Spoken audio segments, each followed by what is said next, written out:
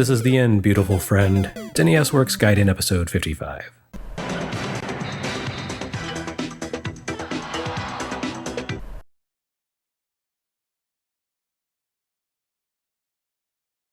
And mixing things up a bit here, we have, well, honestly, I'm not sure how to classify Lot. Puzzle game? Gambling game? I don't know. It's weird, and not good weird, it's just weird. As the name Lot vaguely suggests, the gameplay here revolves around what appears to be a sort of lottery ball hopper, although it also seems a little redolent of pachinko. You control an arrow that moves freely around a 4x4 grid of bins. At the top of the screen, an endless surge of balls piles up, waiting for an embrace from that boldest of mistresses, gravity. At various times, the barriers between each square of the grid withdraw, and any balls contained in an adjacent square will flow toward the bottom. If a lateral wall opens, balls will roll into the adjacent box until both boxes are half full. If the floor of a box opens, all balls will drop into the space below it. When the walls along the very bottom of the grid open, balls will drop out into the hoppers at the bottom of the screen to be removed from play, awarding you points based on the hopper they fall into. The second column's hopper grants you no points, the center hopper gives you 10 points per ball, and the rightmost column of the grid is worth 30. If balls drop out the right side of the grid rather than the bottom, they'll fall into a special premium bin that awards a whopping 50 points per ball. On the other hand, when balls begin to pile up in the lower left space of the grid, atop the red membrane above the word out, they will summon a crab. I do not know why a crab wants pachinko balls, but that's the gimmick. The crab will steadily make its way from the out hopper toward the retaining membrane, inexorably crawling up the screen in a case of carcinization gone horribly wrong. Should the crab manage to reach past the membrane with its snippy little claws, it will cut open the membrane and steal a pachinko ball, and you'll lose a life. The odds seem a bit stacked against you, since you have to collect all the balls to win, and it only has to snag one to ruin your day, but that's crab privilege for you. You don't have any control over the behavior of the barriers, so far as I can determine, so you end up being more or less at the mercy of the game's randomization. This wouldn't be much of a game if you just sat there and watched as balls randomly fall into buckets, although I've certainly played my share of pachinko games that offer equally meager interaction. But no, you don't directly control the balls or the grid, but you do control a pair of arrows that trails around the screen. One arrow directly responds to your inputs, while the other follows behind you a few seconds later. As you drag the arrows around, you point at the different ball bins, which you use to designate active spaces.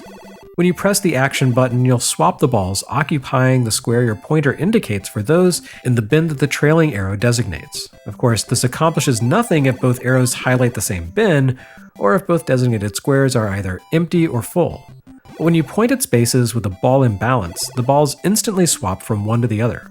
This allows you to direct balls into favorable spaces without the need to wait on barriers to drop at random.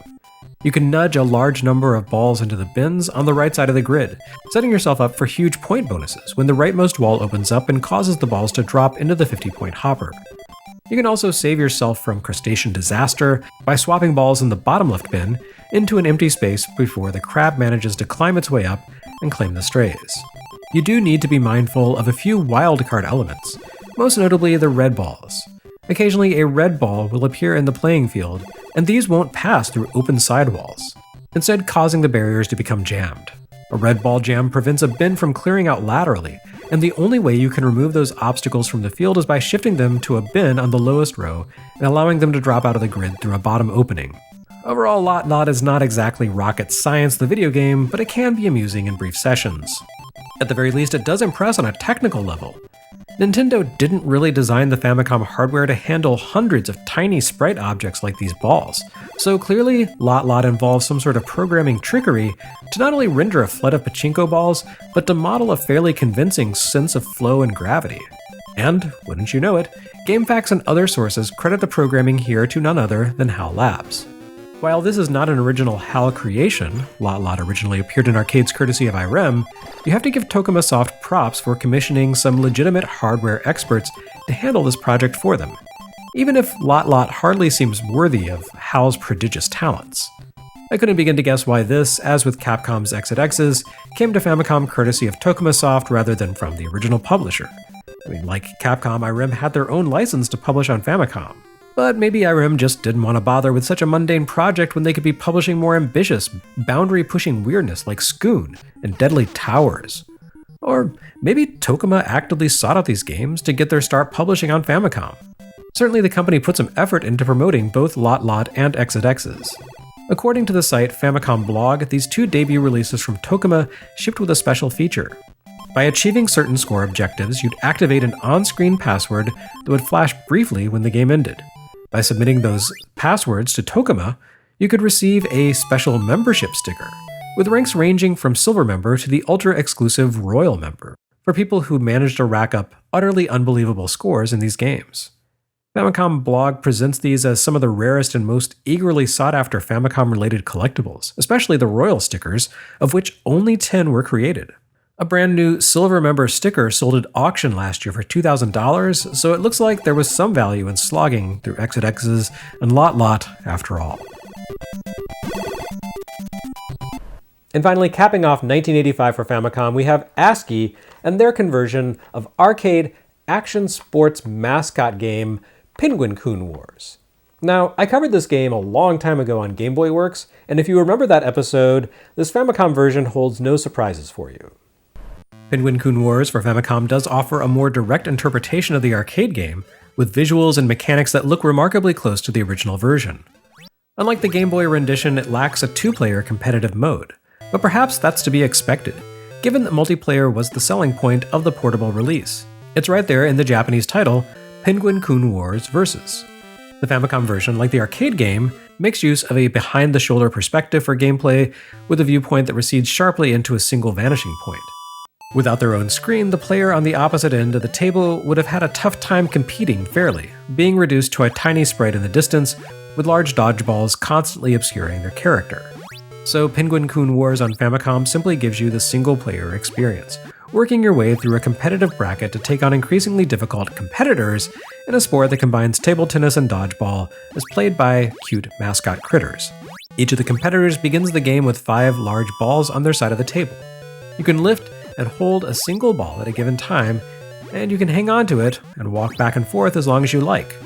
Ultimately, though, you need to throw the ball and grab another because you win the game by making sure more of the balls are in the competitor's court than yours. If you manage to land all 10 balls on their end at once, you earn a perfect victory. Otherwise, you simply need to be sure to push away the majority of objects in play so that the bulk of them are on the other side of the table when the timer runs down to 0.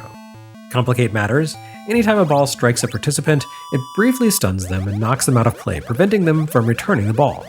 With good timing, you can effectively stun lock an opponent to prevent them from recovering and tossing balls back your way, though the CPU can also employ the strategy against you.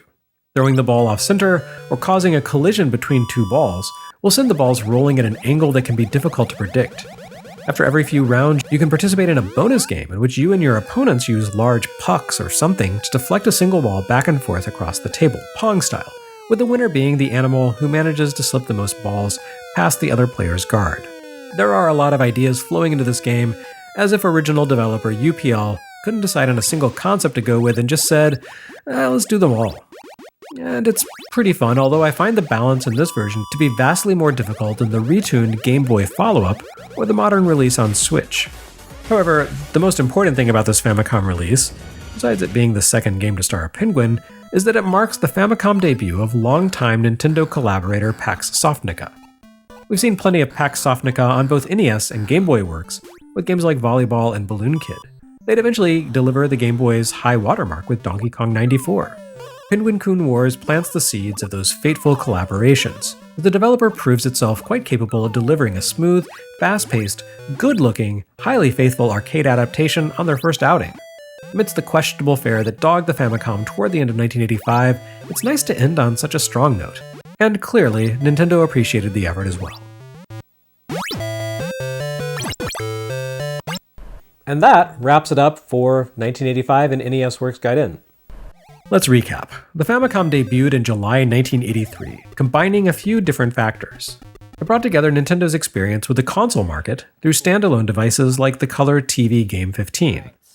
Their arcade hits, the console's hardware was specifically tuned to deliver a great port of Donkey Kong, and the company's innovative handheld games. The controller made use of the D-pad and button combo setup introduced on the Donkey Kong Game & Watch device. along with their deep roots as a toy maker. The hardware was designed to be durable, molded in attractive plastics, and priced to appeal to budget-minded families.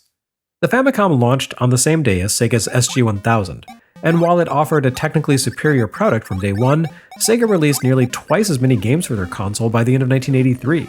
However, the tide began to turn in Nintendo's favor the following year for a few reasons. For starters, Hudson and Namco began publishing games for Famicom in July 1984. While Nintendo had already published many third-party titles by that point, versus the Famicom's lineup of Nintendo-owned software, the notable point here is that Sega published them, not those third parties. The Famicom arrangement, on the other hand, allowed third parties to handle their own production and manufacturing and distribution so long as they had Nintendo's blessing and paid a royalty. This meant that Nintendo took a smaller cut and offered greater freedom to partners than Sega did, making for a more appealing business.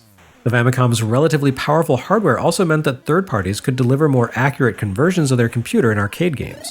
More partners signed on, and by July 1985, the Famicom boom was in full swing. It also helped that new restrictive curfew laws reduced the amount of time kids could spend in arcades, making the Famicom all the more valuable for allowing them to time shift those gaming experiences. A new market of magazines and strategy guides began to emerge to support the hobby, and the Famicom library grew in both size and variety.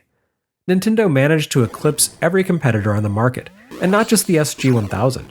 Ebuck's CassetteVision and Super CassetteVision, Bandai's SuperVision 8000, the Gakuen TV Boy, the Casio PV-1000, all failed to compete with Famicom on both a technical and sales level. It wouldn't be until the end of 1985 that a proper competitor emerged into the market with Sega's overhauled SG-1000, the Mark III.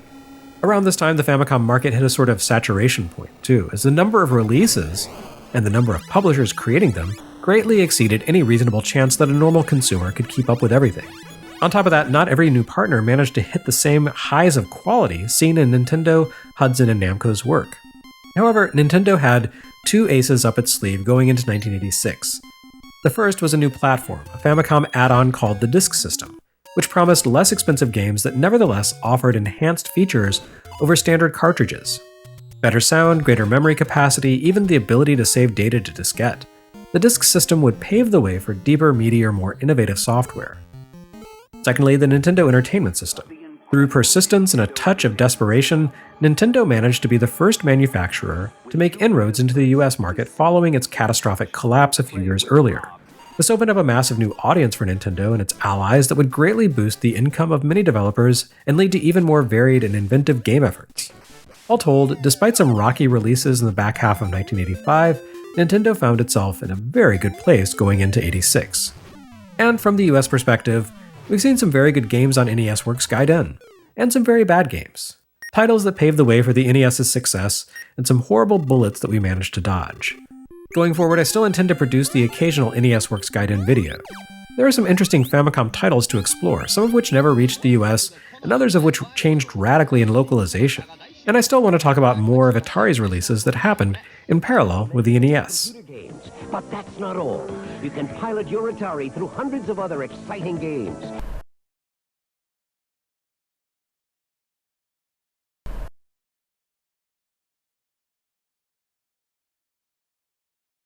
But in terms of chronological Famicom coverage, that's all, folks. Please look forward to Gaiden and Master System in 2023, and then we'll move on to 1989 once that's taken care of.